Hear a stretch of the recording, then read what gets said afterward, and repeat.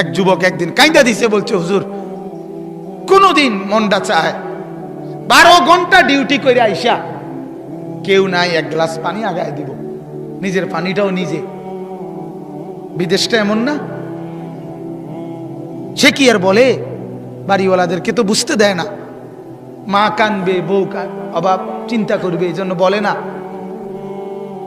বলে না। এটাই তোর সন্তানের নিয়ম।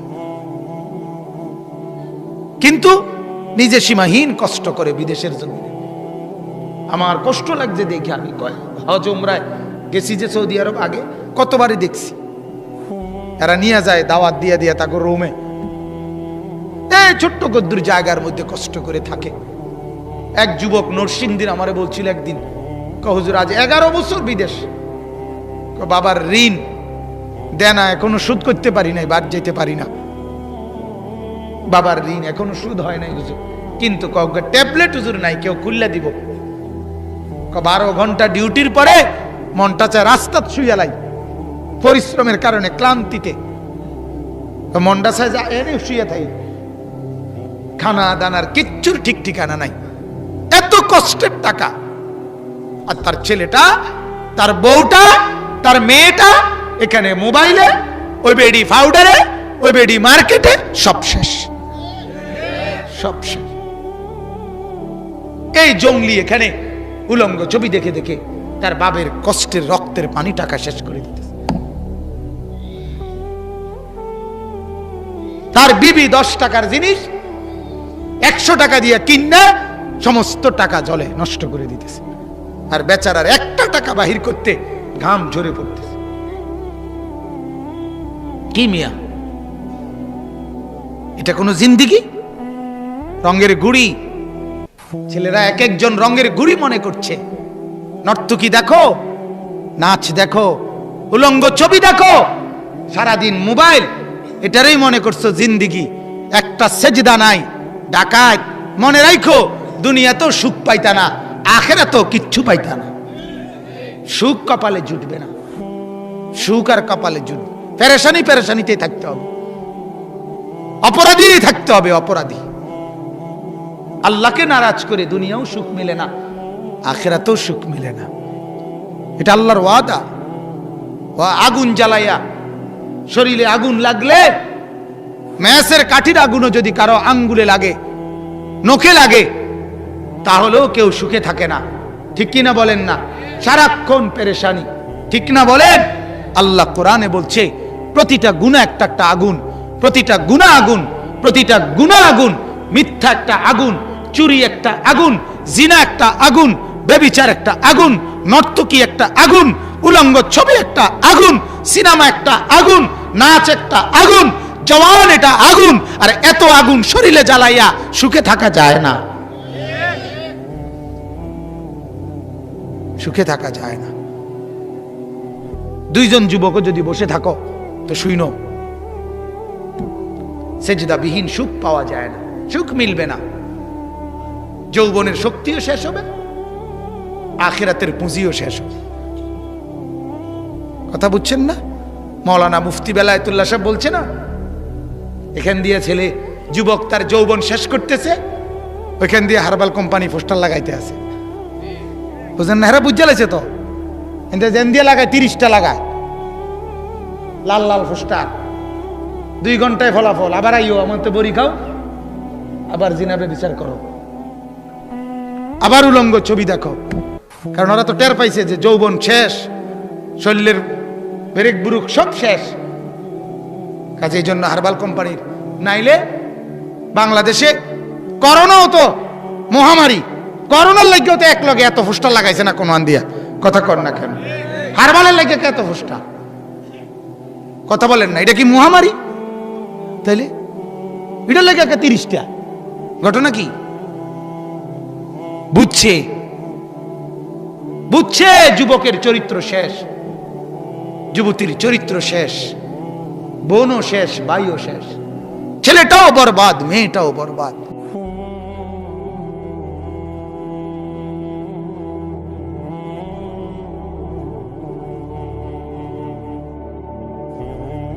সারাদিনে একটা সেজদা জোটে না।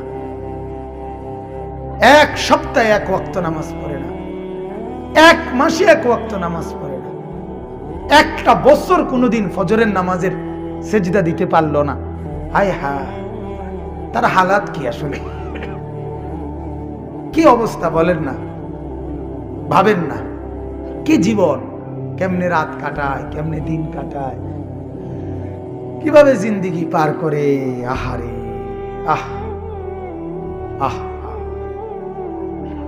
এই ঘুরতেছে ফিরতেছে, কার মেয়ের পিছনে ঘুরতেছে, কার মাইয়া দেখতেছে, উলঙ্গ ছবি দেখতেছে, নর্তকী দেখতেছে, কিতা দেখে, কি করে, লাভ কি লোকসান কি, কিচ্ছুর কোনো খবর, কোনো জিন্দেগির কোনো দিক নির্দেশনা, জিন্দেগির কোনো লক্ষ্য টার্গেট কিচ্ছু না, কিচ্ছু। এমনিতেই চলছে ফিরছে, খাইতেছে ঘুমাইতেছে, এই হলো হালাত। লাখ লাখ যুবক যুবতীর, ছেলে মেয়ের জীবন, যাদের জীবনের কোনো গন্তব্য নেই, যে নৌকায় উঠছে সেটা কোথায় ভিড়বে জানে না, কোথায় ভিড়বে জানে না, জিন্দেগি কোথায় গিয়ে লাগবে। মন চাইলে বিদেশ গেলাম, মন না চাইলে দেশে কাম করলাম, হ্যাঁ একটা না একটা কিছু। আর কিটা বাপ মায়ে তো চিন্তা করবো, পাইলে বিদেশ দিব, নইলে বা গ্রামে কাম লইয়া দিব, নইলে বাজারে দোয়ান লইয়া দিব, হেতারাই তো একটা না একটা বুঝ করিয়া দিব। আমার আর কিটা, এটা তো আসলে তা মানুষের জীবন হইতে পারে না। মানুষ মানে তো তার একটা টার্গেট থাকবে, তার একটা জিন্দেগির গতি থাকবে। আমি তো হাইওয়ান না, আমি জানোয়ার না ভাইয়া, আমি তো পশু না। আমার জীবনের একটা লক্ষ্য উদ্দেশ্য আছে। একটা বাসে উঠার পরে যদি কন্ট্রাক্টর জিজ্ঞাসা করে, ভাই তুমি কোথায় নামবা, সে যদি বলে না আপনার মন মতো একখানে নামাই দিয়ে, কথা কয় না, পুরা বাসের প্যাসেঞ্জার তারে পাগল কইতো না, আরে এই ছাগল কীর্তি উড়াইলি, এটা কিতে রে কি একখানে নামাই দিত, এই পাগল কীর্তি গায়, বলবে কি না বলেন? তো তাইলে একটা ছেলেকে যখন জিজ্ঞাসা করে কি করো, কয় ঘুরি গাড়িয়ে, পাগলে না তুই বেটা, গরজ গারজ কি দাবা, সুস্থ মানুষ আপনি ঘুরে গাড়ে কেমনে বলেন আপনি?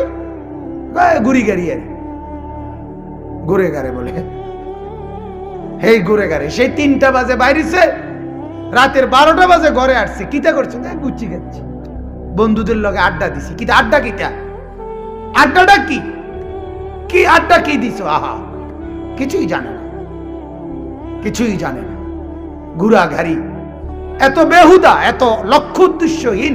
এটা তো পাগলের জীবন। পাগলের না কোনো লক্ষ্য উদ্দেশ্য নাই, পাগল কি করে না করে কিছুই জানে না, তার তো কোনো এহসাস অনুভূতি নাই। যার ব্রেন আছে, যার দিমাগ আছে, যার হাত পাও সচল, যার চোখ নাক কান সচল, যার ব্রেন এখনো তার ছিঁড়ে নাই, আহা সে এত লক্ষ্য উদ্দেশ্যহীন হয় না। তার উপরে সে মুসলমান, মুসলমান সে। আমরা কিতাবে পড়ছি 10 বছরের নবীজির এক সাহাবী হযরত আব্দুল্লাহ ইবনে জুবায়ের রাদিয়াল্লাহু তাআলা আনহু, তিনি আপনার একদিন রাস্তার পাশে বন্ধুদের সাথে অল্প রাস্তার মধ্যে খেলতেছিলেন, একসাথে কয়েকজনে মিলে, 10 বছর বয়সে। হযরত ওমর রাদিয়াল্লাহু তাআলা আনহু, ওমর উনি আসতেছিলেন ওই পাশ থেকে, আসার দেখেই ওমরকে দেখেই ছেলেরা, ওই বাকি বাচ্চাগুলো ভাগ্যা গেছে ওমরের দেখেই। হযরত আব্দুল্লাহ ইবনে জুবায়ের রাস্তার এক পাশে দাঁড়ায় ছিলেন। হযরত ওমর এসে বললেন, তোমার বন্ধুরা কোথায়? হযরত আব্দুল্লাহ ইবনে জুবায়ের বললেন, আপনাকে দেখে চলে গেছে, ভাগ্যা গেছে আপনার ভয়ে। হযরত আব্দুল্লাহকে ওমর বললেন, তুমি ভাগলা না, তুমি গেলা না, তুমি যে দাঁড়ায় আছো? হযরত আব্দুল্লাহ ইবনে জুবায়ের বলেন, আমি ভাগবো কেন? আমি তো এমন কোনো অপরাধ করি নাই যে কারণে আপনাকে দেখে পলায়ন করতে হবে। দ্বিতীয়ত রাস্তাও তো এত সংকীর্ণ নয় যে আপনাকে আমি সাইড দিতে হলে একবারে এন থেকে যাইতে হইব। কথা বুঝেন নাই? রাস্তা তো প্রশস্ত, আপনি হাঁটবেন না। আর আমি তো কোনো অপরাধী না যে আপনারা দেখে আমি কি করতে হবে, পলাইতে হবে। কথা বুঝছেন কিনা? হযরত ওমর কিতাবে আছে, ওনারে বুকে জড়াইয়া ধইরা বলছিল, আব্দুল্লাহ, আমি বললাম একদিন তুমি বাদশাহ হবে, একদিন তুমি বাদশাহ হবে, খলিফা হবে। পরবর্তীতে হযরত আব্দুল্লাহ ইবনে জুবায়ের, ইয়াজিদের ইন্তেকালের পরে হযরত আব্দুল্লাহ ইবনে জুবায়ের এই হিজাজের খলিফাতুল মুসলিমিন হইছে। ঠিকই বাদশাহ হইছে, ঠিকই খলিফা হইছে। ছোট্টবেলাতেই তার জিন্দেগির কথা স্পষ্ট, জীবনের গতিবিধি স্পষ্ট। আমরা কিতাবে পড়ছি একজন সাহাবী ছিলেন যায়েদ ইবনে সাবিত রাদিয়াল্লাহু তাআলা আনহু। 13 বছর বয়সে উনি আল্লাহর নবী সাল্লাল্লাহু আলাইহি সাল্লামের কাছে আসছেন ওনার মাকে নিয়ে। ওনার মা বলছে, ইয়া রাসূলুল্লাহ, আমার এই সন্তান 13 বছরের, আপনার সাহাবী, সে যুদ্ধে যেতে চায়, আপনার সাথে যুদ্ধে অংশগ্রহণ করতে চায়। আল্লাহর নবী সাল্লাল্লাহু আলাইহি সাল্লাম বলেন, এত ছোট, যুদ্ধে নেওয়া যাবে না। বহু কান্নাকাটি করছে, ওনাকে অনুমতি দেয় নাই নবীজি। তখন উনি বলছেন, ইয়া রাসূলুল্লাহ, তাইলে যুদ্ধে যাওয়ার যদি অনুমতি আমাকে না দেন, তো আমি যুদ্ধে গেলাম না ঠিক, তা আপনি আমাকে আপনার কোনো কাজে ব্যবহার করবেন, লাগাইবেন, এমন কোনো কাম দেন এখন, তো আমি এটা করব। তো এনতে যাইতাম না। বুঝলেন এই কথাটা? মানে একটা কি করেন, একটা কিছু কাজ দেন আমার, আমি আজ এরা বাড়ি যাব না। আল্লাহর নবী সাল্লাল্লাহু আলাইহি সাল্লাম তখন তাকে বললেন, আমাদের এই অঞ্চলের কথাটা শুনেন, আমাদের এই অঞ্চল যে কুরাইশদের যে ভাষা আরবি পিওর, এটা ছাড়া আশেপাশে যে কয়টা ভাষা আছে, ইউনানি ভাষা, ইহুদিদের কিতাব বুঝার ভাষা, ইব্রানি ভাষা, এডি তুমি শিক্ষাইও, তুমি এগুলা শিখে আসো আগে। এই 13 বছর বয়সেই উনি পার্শ্ববর্তী অঞ্চল সফর করে অল্প সময়ের ব্যবধানে, বছর খানিক লাগে নাই, এর ভিতরে অন্য আরো 2-4টা ভাষা উনি শিখে পূর্ণ আত্মস্থ করে এরপরে আল্লাহ নবীর কাছে এসে বলছে, শিক্ষাইছি, অনকীর্তন কর। আল্লাহ নবী সাল্লাল্লাহু আলাইহি সাল্লাম বললেন, এখন থেকে তুমি আমার উপরে যে কোরআন নাজিল হয়, জিবরিল নাজিল করে, সেই কোরআন নাজিল হওয়ার পরে প্রতিটি আয়াত, প্রতিটি সূরা সর্বপ্রথম যারা লিখে রাখে তাদের মধ্যে 1 নম্বরে তুমি হবা আমার প্রথম লেখক, তোমারে দিয়ে আমি লেখাবো। এই হলো তোমার প্রথম জিম্মাদারি। দ্বিতীয় জিম্মাদারি, আমার কাছে অন্যান্য অঞ্চল থেকে যত লোক আসবে প্রতিনিধি কথা বলার জন্য যে কোনো বিষয়ে, তারা যদি ভিন্ন ভাষাভাষী হয়, তাদের মাঝে তরজুমান দোভাষীর দায়িত্ব তুমি আদায় করবা। বেটার বয়স হইল 13 থেকে 14। আল্লাহর নবী সাল্লাল্লাহু আলাইহি সাল্লামের কাতেবে ওয়াহি যারা, কোরআন যারা লিখতেন, নবীজির যে কয়জন সাহাবী লিখতেন, তার মধ্যে 1 নম্বর ছিলেন এই উনি। যার ফলে হযরত আবু বকর সিদ্দিক রাদিয়াল্লাহু তাআলা আনহু যখন খলিফা হইছেন, তখন আবু বকর সিদ্দিকের আমলে তিনি এই যায়েদ ইবনে সাবিত, এই উনারে, এই ছোট মিয়ারে, ওনারে বলছিলেন আল্লাহর নবীর পুরা কোরআন, আল্লাহর নবী আরো অনেককে দিয়েও লেখাইতেন তখন, কিন্তু বেশি অংশ লেখাইছেন ওনাকে দিয়ে। আবু বকর সিদ্দিক রাদিয়াল্লাহু তাআলা ওনার আমলে বললেন, তুমি পুরা কোরআনটাকে একবারে শুরু থেকে শেষ পর্যন্ত তোমার হাতে রেডি করে একত্রে একসাথে কোরআনকে জমা করে পূর্ণ একটা কপি তুমি বানায় দাও, এটা তোমার দায়িত্ব দিলাম। কারে কারে? এই যায়েদ ইবনে সাবিত, ওনার বয়স তখন 83, ঠিক না মা? তখন তাহলে এরপরে আবু বকর সিদ্দিক খলিফা হইতে হইতে 83 হয়ে গেছে। কত? 17-18 বছর হবে। কথা বোঝেন নাই? আমরা কিতাবে পড়ছি, উনি আবু বকর সিদ্দিক রাদিয়াল্লাহু তাআলা আনহুকে বলছিলেন, খলিফাতুল মুসলিমিন যদি এই পাহাড়টা, যেই পাহাড়টা মানে একটা পাহাড়ের নাম বলছে আর কি, যে এই পাহাড়টা যদি আপনি বলেন কাইটা, এই পাশের পাহাড়টারে এই পাশে একটা স্তূপ দিতাম, ধূপ দিতাম, আমি এটা পারুম, আমি এটা পারুম। আপনি যদি বলেন তো আমি ওই পাহাড় কাইটা এই পাশে লইয়া পড়ব, এনে থুপ দিয়ে এলাম। একটা পাহাড় কাইটা থুপ দেওয়ান মানে 200 মন মাটি আনুন না কি তা? ওনার হিম্মতটা দেখেন, যৌবনের হিম্মত দেখেন। আহা, আজ এক জগ ফানি দিতে কইলে হেতের মায় তারে পারতাম না, আবার বলছে তো কইছি না পারতাম না। বারবার বিরক্ত করেন কেন? এরকম বেয়াদব আছে কিনা বলেন না? তার মা বলছে তোর বাবারে শুধু টিফিন গাড়ির বাড়িত কইরা বাদগুন শুধু দোকান বাখরনগর বাজারে দোকানে দিয়ে তোর মা ফের বাদগুন হেতে পারত না। তার ওই অসভ্য বন্ধু তারে ডাকছে, ওই জানোয়ারের সাথে তো সে ফুর্তি করতে চলে যাবে, তার বাপের বাদ দিতে গেলে তো এখানে 20টা মিনিট সময় লাগবে, জানোয়ারের হাতে তো এই সময় নেই। তার অসভ্যপনা, তার নোংরামি, তার অশ্লীলতা, তার গুনাহ তারে কমজোর বানায় দিছে। এজন্য কিতাবে আছে, হযরত আব্দুল্লাহ ইবনে আব্বাস রাদিয়াল্লাহু তাআলা আনহুমা বলছেন, গুনাহ মানুষকে 5টা ক্ষতি করে। কয়টা ক্ষতি? 5টা। গুনাহ মানুষের 5টি ক্ষতি করে। এক নাম্বার চেহারাটাকে কালো করে, সাওয়াদান ফিল ওয়াজহ, চেহারা কালো করে দেয়। 2 নাম্বার জুলমাতান ফিল কলব, অন্তরটাকে অন্ধকার বানায় দেয়। আপনি এজন্য দেখেন যত বেনামাজি, যত পাউডার ডলে, যত ফেয়ার এন্ড লাভলি ডলে, নামাজি নেককার মানুষ তার কোটি ভাগের 1 ভাগও ডলে না। এরপরেও যেই কোনো পৃথিবীর বিবেচনায়, যেই কোনো গবেষণায়, যেই কোনো মেশিন, একেবারে করোনা চেক করে যেই মেশিন, এটা দিয়েও যদি পরীক্ষা করে দেখা যাবে নামাজি লোকের চেহারা সুন্দর, বেনামাজির চেহারা নিকৃষ্ট। এটা একবারে চ্যালেঞ্জ করলাম, চ্যালেঞ্জ। পর্দানশীল নারীর সৌন্দর্য আর পৃথিবীর বিশ্ব সুন্দরী যে বুড়ি ব্যাটকাই হয়েছে, এ বুড়ির ব্যাটকা নিয়ে যা, কথা বলেন না, এই যা ব্যাটকাই রয়েছে। কিন্তু পর্দানশীল নারীর সৌন্দর্য কোটি গুণ বেশি, কোটি গুণ বেশি। সাওয়াদান ফিল ওয়াজহ, চেহারা কালো হয়ে যায় নাফরমানের, গুনাহ চেহারা কালো করে দেয়। জুলমাতান ফিল কলব, অন্তরটাকে অন্ধকার বানায় দেয়, অন্তরের মধ্যে কোনো আলো থাকে না, এজন্য কারো প্রতি দয়া মায়া থাকে না। আর যদি সবকিছুর মধ্যে স্বার্থ, সবকিছুর মধ্যে স্বার্থ পড়ে, আমার লাভ কি, আমার লাভ কি, আমার লাভ কি, আমার লাভ কি, আঁশ দিতে হলেও আমার লাভ কি। আপনি যে আমারে বললেন রিসিপশনে বসে আঁশ দিয়ে থাকতাম, লাভ কি?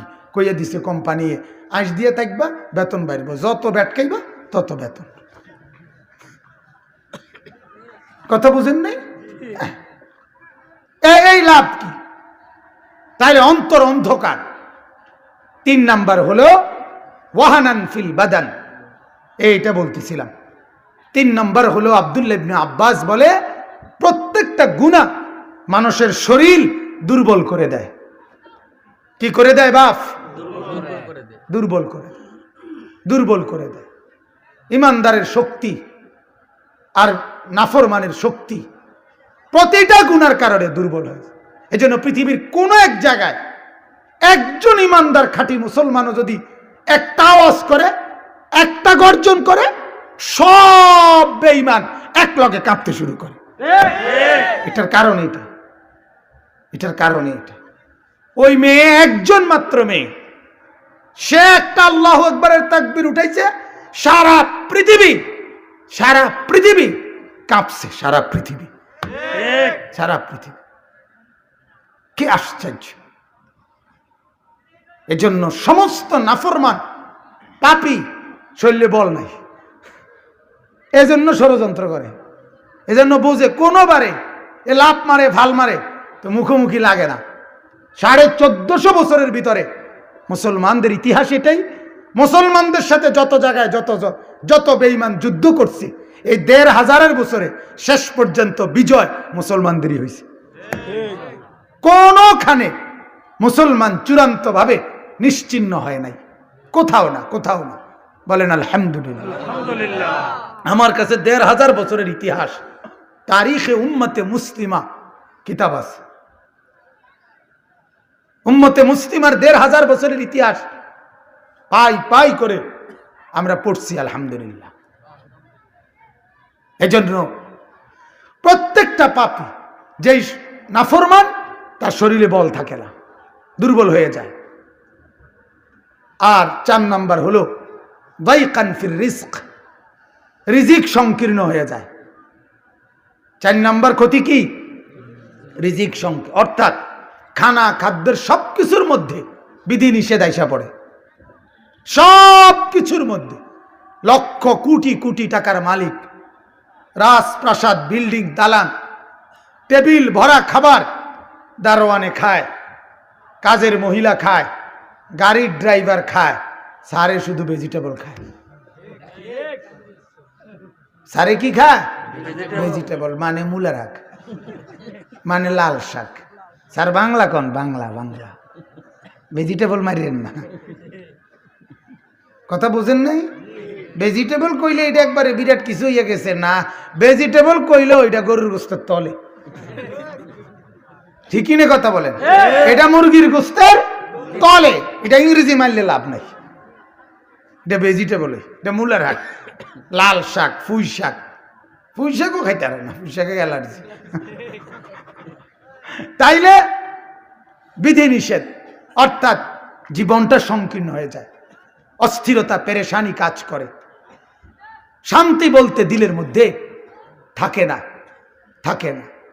আপনার কোটি কোটি টাকার মালিক, কিন্তু খবর নিলে কানে কানে যদি জিঙ্গান এটি সব আমনেননি, কইব না কা ব্যাংকের ব্যাংকের ব্যাংকের ব্যাংকের উনি যে আইস দে ব্যাংকের তে লোনে আসে, এটা লোনের টাকায় হাসে উনি। ওনার যে বদনাটা এটাও লোনের উপরে, আলাদা নাম লেখে না। আর যেই পরিমাণ লোন নেয়, ওনার মূল ক্যাপিটাল থেকে লোন বেশি, ওনার পুঁজির থেকে লোন বেশি। তাইলে বুঝাইতে গেলে ওনার সবকিছু কিসের উপরে? লোনের উপরে। 900 কোটি টাকা লোন আমার কাছে দোয়া চাইছে, 900 কোটি টাকা। ভদ্রলোক ঢাকার শিল্পপতি, লোন দোয়া চাইছে আমার কাছে, দোয়া করতাম। আমি বলছি, আমি হাসতে হাসতে বলছি, না ভাইয়া, আমার পক্ষে 900 কোটি টাকার দোয়া করা সম্ভব না, এটা দোয়াও লাগবো হেরুম জাতের হুজুর দিয়া, আমার মতো এত দুর্বল হুজুর দিয়া 900 কোটি টাকার দোয়া, বাপরে বাপ। আমি 20-50 টাকার দোয়া করতাম পারি বেশিতে বেশি, কিন্তু 900 কোটি টাকার দোয়া করতে আরো বড় হুজুর লাগবে। সেদিন একজনে কইছি, আর হুজুর দেওয়ানবাগির হিতে হইলে ভালো আছিল, ওরে দিয়া করতে ভালো ছিল দোয়াটা, বেড়া লাসে গছে বেশি আছিল। বলেন নাউজুবিল্লাহ। তাইলে শান্তি নাই, দাইকান ফির রিজক, রিজিক কমে যায়, সংকীর্ণ হয়ে যায় জীবন জীবিকা। ওমান আরাদা আন যিকরি ফাইন্না লাহু মাঈশাতান দানকা, দনকা। আল্লাহ কোরআনে বলে, আমার স্মরণ থেকে যে বিমুখ হয়, আমার স্মরণ থেকে যে বিমুখ হয়, আমাকে ডাকার যার সুযোগ মিলে না, আমার সেজদার সুযোগ যার মিলে না, আমি সে মেহনত তো করে, দৌড়াদৌড়ি দৌড়ঝাপ্ত করে, সারাদিন পরিশ্রম তো করে, কিন্তু অভাব দূর হয় না, আমি তার জীবন সংকীর্ণ করে দেই। কেবল পেরেশানি আর পেরেশানি, অস্থিরতা আর অস্থিরতা, স্বস্তি মিলে না, অভাব শেষ হয় না। মূল কারণ নাফরমান, তোর সেজদা নাই। এজন্য আল্লাহর ওয়াদা, তুই যুদ্ধ করছিস আমার লগে, আর আমার লগে যুদ্ধ করে তুই শান্তি থাকবি কেমনে? ভাবলি ডাকাত, কেমনে থাকবি? হ্যাঁ, সুখ কেমনে মিলবে? পৃথিবীর নেককার একজন মাত্র মহিলাকে বিবাহ করে মৃত্যু পর্যন্ত সে তাকে দেখেই জীবন কাটায় ফেলে, তার সুখেই তার সুখ হয়ে যায়। আর তুই নাফরমান, হাজার লক্ষ বেড়ি দেখবার পরেও তোর সুখ শেষ হয় না। তুই কি সুখে আছো? তুই ক, কথা বোঝেন নাই আপনি? তোর উপরে যে আল্লাহর লানত, এটাই তো বড় লানত। তুই কাউরে দেখে তোর তৃপ্ত হয় না, এজন্য তুই সারাক্ষণই বেড়ি দেখো, সারাক্ষণই বেড়ি দেখো। নেককার তার একজন বিবাহিত স্ত্রীকে দেখেই মৃত্যু পর্যন্ত সুখ পায়। এটা নিয়ামত, এটা নিয়ামত, এটা সুখ, এটাই আনন্দ, এটাই তৃপ্তি। ফাইন্না লাহু মাঈশাতান দানকা। আল্লাহ বলেন, আমার থেকে বিমুখ হবা, আমি তোমার জীবন সংকীর্ণ করে দেব। ওয়া নাহশুরুহু ইয়াওমাল কিয়ামাতি আ'মা, আর কিয়ামতের দিন আমি আল্লাহ তোমাকে অন্ধ করে তুলব, অন্ধ অন্ধ। ক্বালা রাব্বি লিমা হাশারতানি আ'মা ওয়া ক্বাদ কুনতু বাসীরা। নাফরমান তখন আল্লাহকে বলবে, আল্লাহ আমি তো দুনিয়ায় চক্ষুওয়ালা ছিলাম, আমি তো দুনিয়া দেখতাম, আমার যে পুরা মনে আছে মাওলা, আমি তো দুনিয়া পুরাই দেখতাম। আজ হাসরের মাঠে আমাকে কেমনে এটা দাঁড় করাইলেন? আমি যে মাওলা কিছুই দেখতে পাচ্ছি না, আমাকে কেন অন্ধ বানিয়ে দিলেন? দুনিয়ার ৬০ বছরে তো আমি অন্ধ ছিলাম না। আল্লাহ বলেন, না নাফরমান, তুই মূলত অন্ধই ছিলি। তুই যা দেখতি সেটা তো আমাকে দেখো নাই, আমার কোরআন দেখো নাই, আমার মসজিদ দেখো নাই, আমার দ্বীনকে দেখো নাই। তুই তো মূলত নাফরমানি দেখতি। আসলে তুই অন্ধই ছিলি। যে চোখ আমি মাওলাকে দেখে না, এই চোখ মূলত অন্ধই হয়। যেই কান আমি মাওলাকে শুনে না, ওই কান মূলত বধিরই হয়, বয়রাই হয়। যেই দিমাগ আমি আল্লাহকে ভাবে না, ওই দিমাগ মূলত মাতালি হয়, ওই দিমাগে কিছু নাই। যেই দিমাগে আল্লাহ নাই, ওই জবান মূলত নাই। যেই জবানে আল্লাহ নাই, ওই কান মূলত নাই, যেই কানে আল্লাহ নাই। এজন্য আল্লাহ বলেন যে, ও আমার বান্দা, দুনিয়ায় আমি মাওলার অগণিত নিয়ামত, আমার আয়াত, আমার কোটি কোটি নিদর্শন চতুর্দিকে তোর সামনে মেলে ধরেছিলাম, কিন্তু তুই সবগুলো ভুলে গেছিলি। আজকে আমি মাওলাও তোকে ভুলে গেলাম। কাযালিকা আতাতকা আয়াতুনা ফানাসিতাহা। দুনিয়ার ৬০ বছরে, ৩০ বছরে আমি মাওলার অগণিত নিদর্শন তোর কাছে এসেছিল, তুই ভুলে গেছিলি। তোর সব মনে আছে, শুধু সেজদার কথা মনে নাই। তোর মোবাইলের মিস কল তোর কানে বাজছে, কিন্তু এত বড় মসজিদের মাইকের আজান তোর কানে বাজে নাই। কিরে বাবা?